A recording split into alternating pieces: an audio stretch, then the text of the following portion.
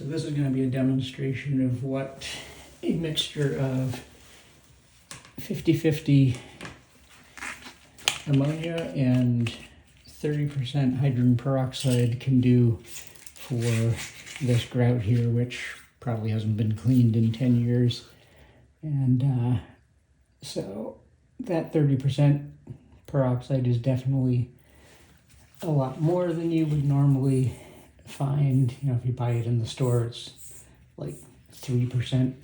So this, and the peroxide by itself will do some stuff, but the ammonia and that together make a much bigger difference. And so just let that sit for a couple of minutes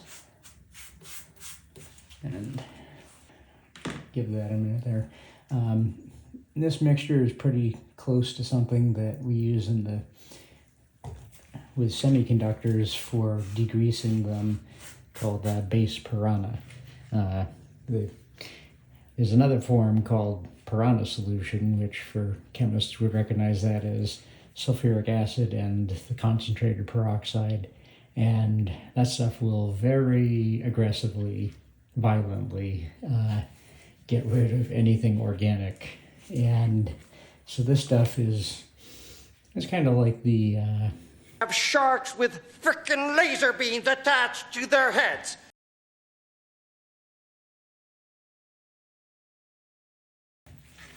And well,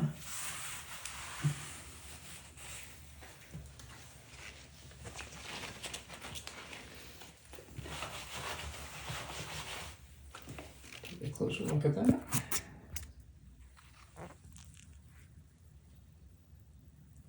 Some spots that I needed to scrub a little bit more, but if you want to get a feel for what the difference is, that's what you have right there.